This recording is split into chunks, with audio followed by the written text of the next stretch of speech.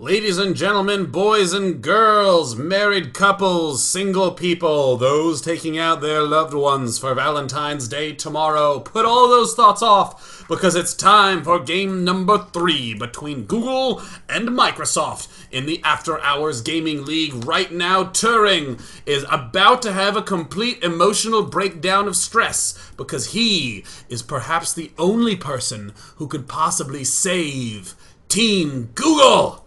Down 0-2. Can Turing do it? Can Turing do it? Oh, Team Turing! And down in the bottom left from Team Microsoft is none other than Heresy.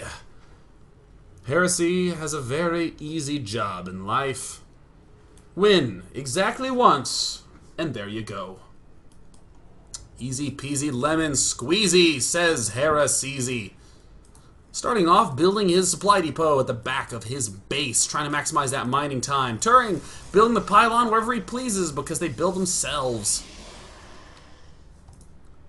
Now, on this particular map, I would like to note that the instantaneous answer for most players is to expand once to the natural and then expand another time to the third.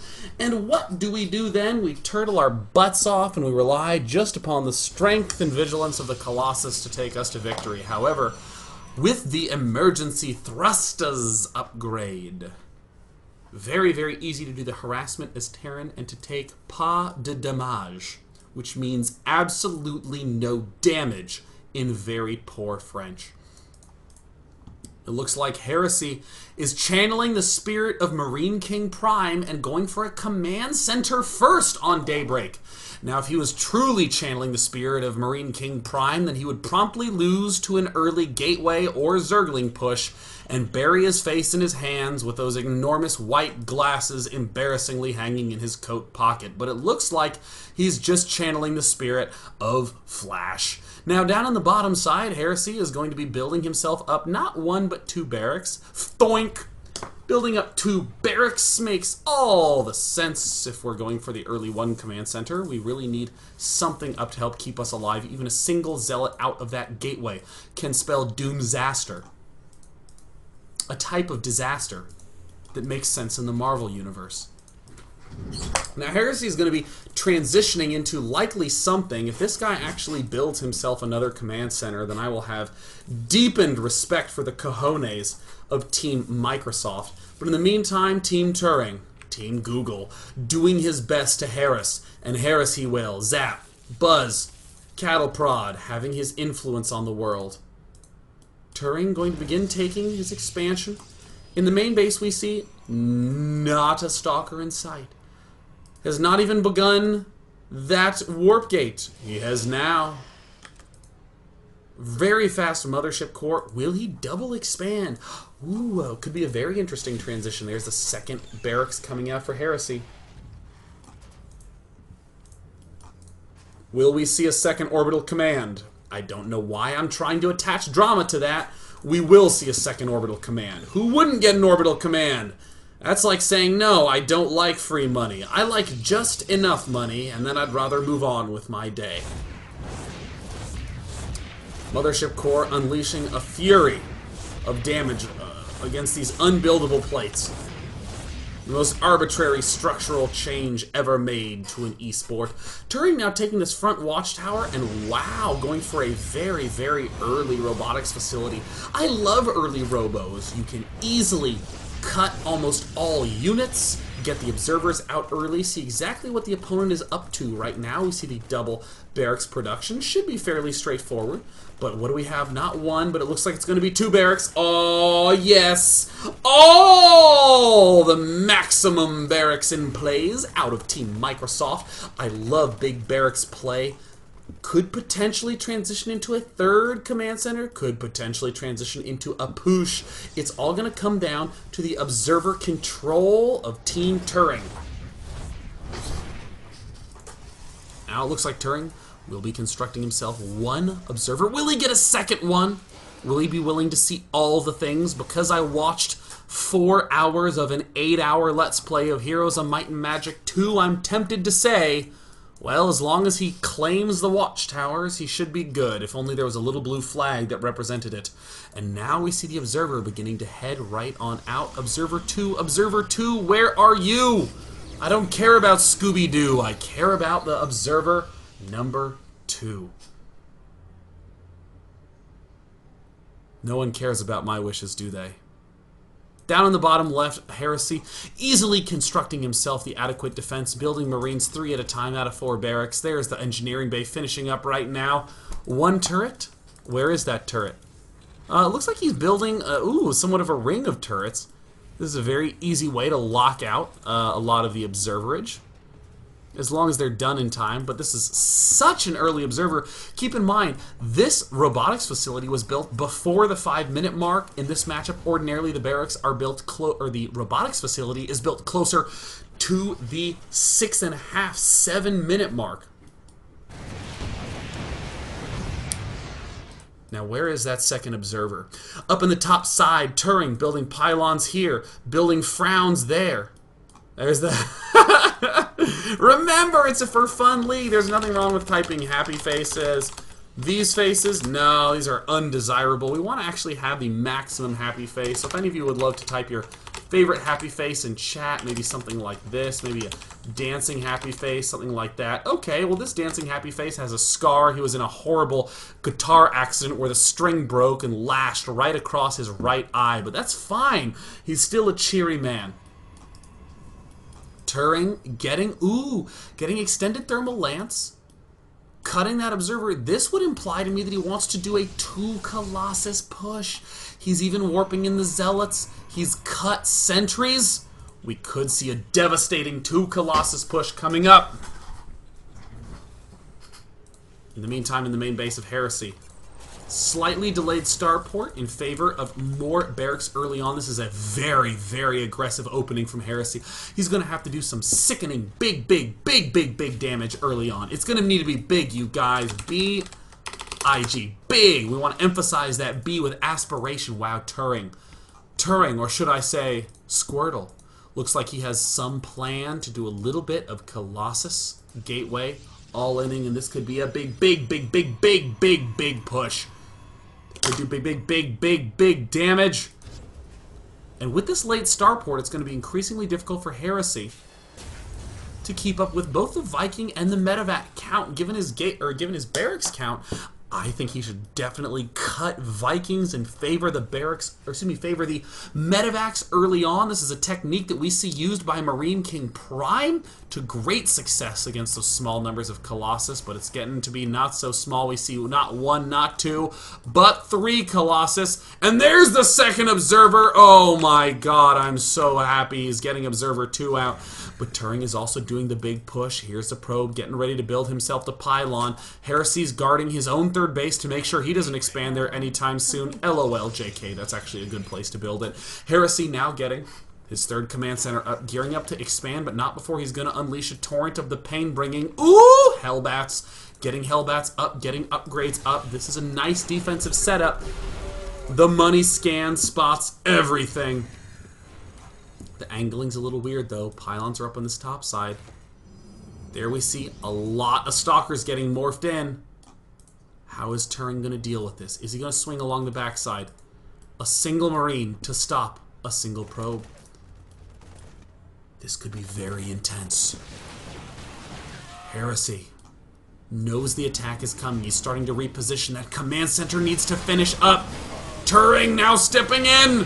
Turing for Team Google is doing all the Macarena moves with the Colossus. And he cuts down the command center and get canceled. Oh no, this is bad news bears for Heresy. Heresy's spreading out, but is he spread out well enough? The Mothership Core going to absolutely self-destruct in this circumstance. A couple of force fields go down, but it looks like the angle from Heresy is quite good. Units are following left and right, but it's the Colossus that's the real problem. Oh, they get annihilated in a matter of seconds once the front line of units fall. And Turing from Team Google has tears welling up in his eyes. It wasn't enough, he says. It wasn't enough. Is the 3-0 going to happen? Turing from Team Google. Oh no, how will he recover from this? He's not giving up. He's not giving up. No. So often, a mere mortal would give up. But actually, given that everyone who plays this game is mortal, Turing giving an example to mortals everywhere by not giving up. Do you understand? Just listen to me. He's getting forges in a Twilight Council and expanding. He's going to get those double upgrades. He's going to be rebuilding the mothership core to be able to charge up enough energy for that photon overcharge. He is not out of this game yet, ever so critically. Team Microsoft's heresy has not built that third command center. It's nowhere to be found. Ermagerd Command Center, no matter how strong a defense that was, no matter what the units lost have, would indicate in terms of an advantage. The economy lead does lie with Turing. He has more probes. He has an earlier third nexus. Only just now rebuilding the third command center. Ermagerd. That is not looking very good at all. Turing with the forward pylon, with the control of the watchtower, with pylons strigging the top side of the map. Heresy will approach with a drop. Emergency boosters. Bringing him to that third. I think he's really hoping to see a big pack of probes, perhaps a probe transfer at the wrong time. It looks like Turing managed to spot it. Turing knows it's there. What will Turing be upgrading? It looks like legs, +1, +1. And there's the Hellbats. How much damage will they do? An incredibly close to zero amount. All the probes hanging out with their cool new orange badges. Go UT! But was it enough? No. Devastatingly, no, it was not. And now we see in pure parting style the transition to the Templar archives. Everything key finishing up. It looks like high-sec auto-tracking gets cancelled in favor of a +3 weapons upgrade. Things thus far are looking good compositionally for Heresy, but he's just low on bases. Turing starting to hang in there. Probes asking, what's our meaning in life? It's a complete existential crisis, but fortunately they put down the Nietzsche and got back to work. The fulfillment they feel. Ah, yes. And meanwhile, we're seeing Turing with not a lot of zealots, still some. 2-2 upgrades? No doubt around the corner. Psionic Storm, indeed, en route. Shields being upgraded in favor of weapons and armor. Getting started. This is the point where the game tends to chill out. Things tend to relax. Things seem to ease up. This is like the start of the semester. Final exams are not something you think about. And whenever you do, you just promptly block it out and go back to eating pizza. We have 2 pizza-eating, in-denial humans who are not willing to accept that there is an inevitable conflict around the corner.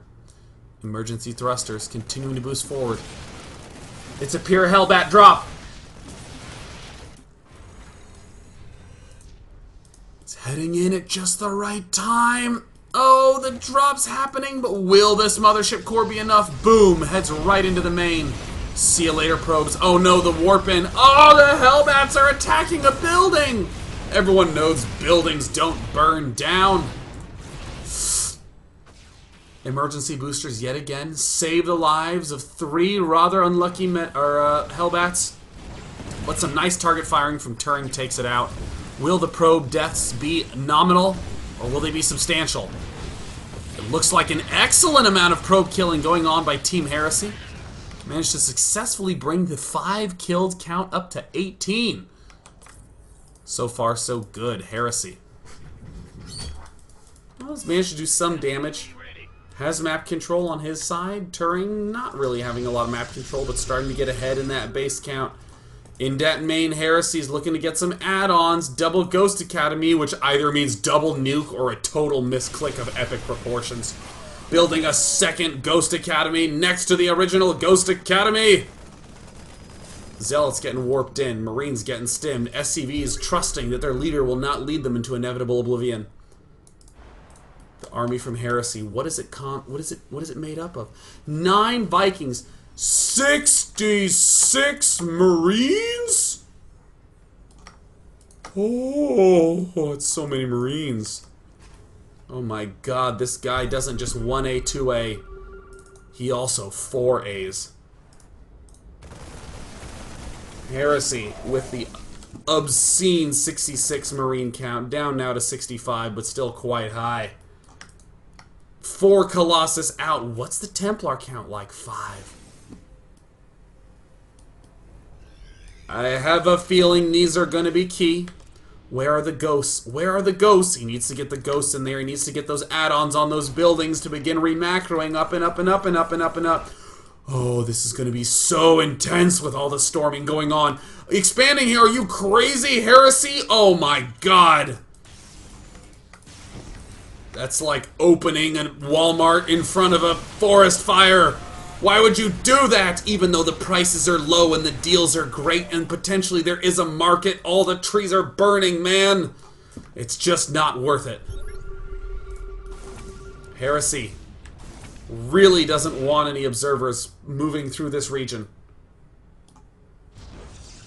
And it looks like our Terran player might be abandoning stranglehold of this center.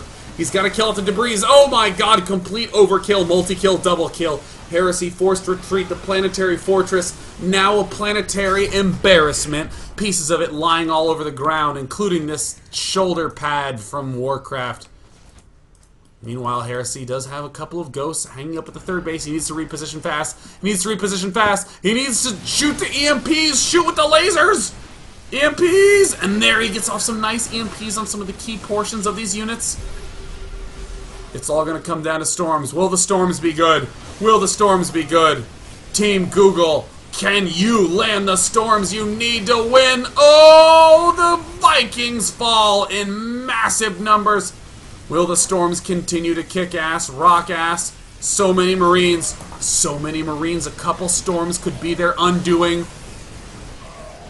But that one particular storm will not be, and neither will that one. These storms are not quite landing where they need to be, but do they need to land anymore? The Viking count is down to exactly no Vikings.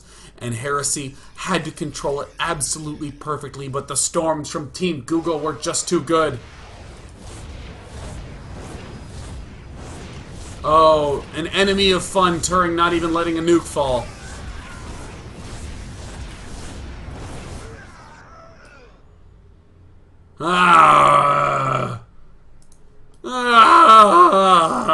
That's me doing a ghost impersonation, you guys. Turing now doing one of the strongest and most frustrating moves in all of gaming history. Bludgeoning your opponent to the point where he clearly cannot win. And then not killing him. Just letting him slowly die. This is very much so like the scene against the Knights Who Say Knee, chopping off arms and legs. And then watching him just sit there.